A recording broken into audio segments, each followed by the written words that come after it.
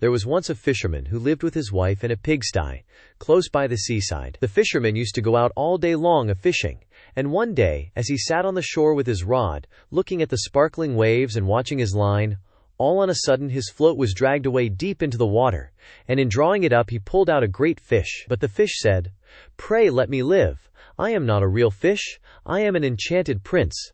Put me in the water again and let me go." "Oh ho," said the man. "You need not make so many words about the matter. I will have nothing to do with a fish that can talk.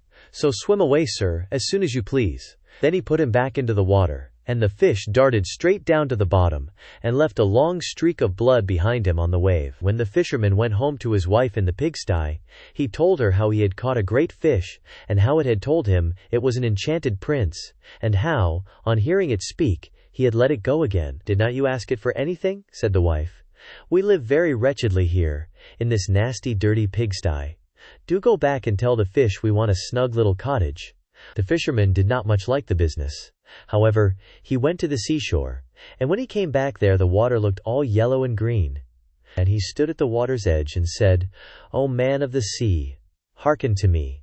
My wife Ilsebil will have her own will, and hath sent me to beg a boon of thee." Then the fish came swimming to him, and said, "Well, what is her will? What does your wife want?" "Ah," said the fisherman, "she says that when I had caught you, I ought to have asked you for something before I let you go. She does not like living any longer in the pigsty, and wants a snug little cottage." "Go home then," said the fish. "She is in the cottage already." So the man went home, and saw his wife standing at the door of a nice trim little cottage. Come in," said she. "Is not this much better than the filthy pigsty we had?" And there was a parlor, and a bedchamber, and a kitchen, and behind the cottage there was a little garden, planted with all sorts of flowers and fruits, and there was a courtyard behind, full of ducks and chickens. "Ah," said the fisherman, "how happily we shall live now." "We will try to do so, at least," said his wife. Everything went right for a week or two, and then Dame Ilsebil said, "Husband, there is not near room enough for us in this cottage. The courtyard and the garden are a great deal too small. I should like to have a large stone castle to live in. Go to the fish again, and tell him to give us a castle." "Wife," said the fisherman, "I don't like to go to him again, for perhaps he will be angry. We ought to be easy with this pretty cottage to live in." "Nonsense," said the wife. "He will do it very willingly, I know. Go along and try." The fisherman went, but his heart was very heavy, and when he came to the sea, it looked blue and gloomy, though it was very calm. And he went close to the edge of the waves, and said, "O man of the sea, hearken to me. My wife Ilsebil will have her own will, and hath sent me to beg a boon of thee." "Well, what does she want now?" said the fish.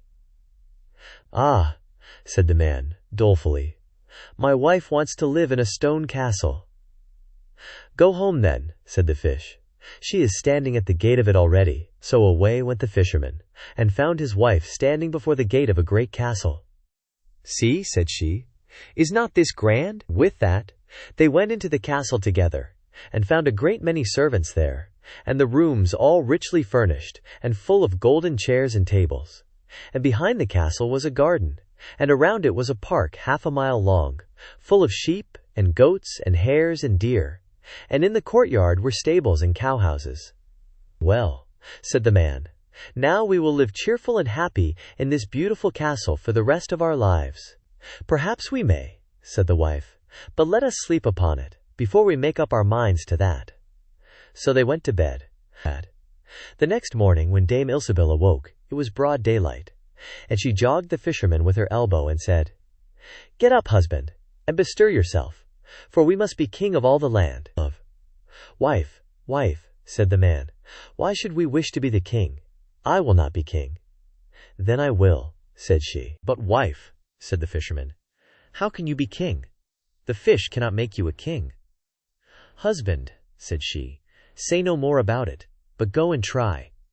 I will be king." So the man went away, quite sorrowful, to think that his wife should want to be king. This time, the sea looked a dark gray color, and was overspread with curling waves, and the ridges of foam as he cried out, "O man of the sea, Hearken to me, my wife Ilsebil will have her own will, and hath sent me to beg a boon of thee. Well, what would she have now? Said the fish. Alas, said the poor man, my wife wants to be king. Go home, said the fish. She is king already. Then the fisherman went home. And as he came close to the palace, he saw a troop of soldiers, and heard the sound of drums and trumpets. And when he went in, he saw his wife sitting on a throne of gold and diamonds, with a golden crown upon her head. And on each side of her stood 6 fair maidens, each a head taller than the other. Well, wife, said the fisherman, are you king? Yes, said she, I am king. And when he had looked at her for a long time, he said, Ah, wife, what a fine thing it is to be king. Now we shall never have anything more to wish for as long as we live. I don't know how that may be, said she. Never is a long time. I am king, it is true, but I begin to be tired of that, and I think I should like to be emperor. Alas, wife, why should you wish to be emperor? Said the fisherman. Husband, said she, go to the fish.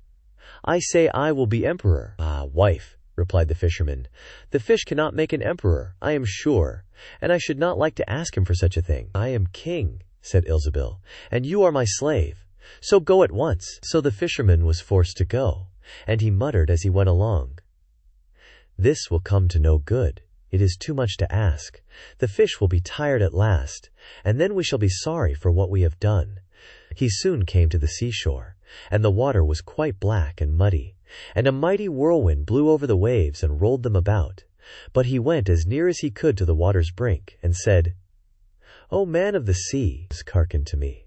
My wife Ilsebil will have her own will, and hath sent me to beg a boon of thee. What would she have now? Said the fish. Ah, said the fisherman, she wants to be emperor. Go home, said the fish. She is emperor already. So he went home again, and as he came near he saw his wife Ilsebil, sitting on a very lofty throne made of solid gold, with a great crown on her head full 2 yards high. And on each side of her stood her guards and attendants in a row, each one smaller than the other, from the tallest giant down to a little dwarf no bigger than my finger. And before her stood princes and dukes and earls. And the fisherman went up to her and said, Wife, are you emperor? Yes, said she, I am emperor. Ah, said the man, as he gazed upon her, what a fine thing it is to be emperor. Husband, said she, why should we stop at being emperor? I will be pope next. Oh, wife, wife, said he, how can you be pope? There is but one pope at a time in Christendom. Husband, said she, I will be pope this very day. But, replied the husband, the fish cannot make you pope. What nonsense, said she. If he can make an emperor, he can make a pope. Go and try him. So the fisherman went. But when he came to the shore, the wind was raging, and the sea was tossed up and down in boiling waves, and the ships were in trouble, and rolled fearfully upon the tops of the billows. In the middle of the heavens there was a little piece of blue sky, but towards the south all was red, as if a dreadful storm was rising. At this sight the fisherman was dreadfully frightened, and he trembled so that his knees knocked together. But still he went down near to the shore and said, O man of the sea, hearken to me. My wife Ilsebil will have her own will, and hath sent me to beg a boon of thee. What does she want now? Said the fish. Ah, said the fisherman, my wife wants to be pope. Go home, said the fish. She is pope already. Then the fisherman went home, and found Ilsebil sitting on a throne that was 2 miles high, and she had 3 great crowns on her head, and around her stood all the pomp and power of the church, and on each side of her were 2 rows of burning lights, of all sizes, the greatest as large as the highest and biggest tower in the world, and the least no larger than a small rushlight. Wife, said the fisherman, as he looked at all this greatness, are you pope? Yes, said she, I am pope. Well, wife, replied he, it is a grand thing to be pope, and now you must be easy, for you can be nothing greater. I will think about that, said the wife. Then they went to bed. But Dame Ilsebil could not sleep all night for thinking what she should be next. At last, as she was dropping asleep, morning broke, and the sun rose. Ha, thought she, as she woke up and looked at it through the window. After all, I cannot prevent the sun rising.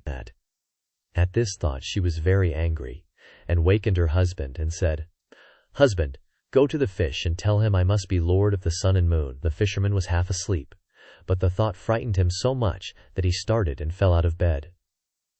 "Alas, wife," said he, "cannot you be easy with being pope?" "No," said she, "I am very uneasy, as long as the sun and moon rise without my leave."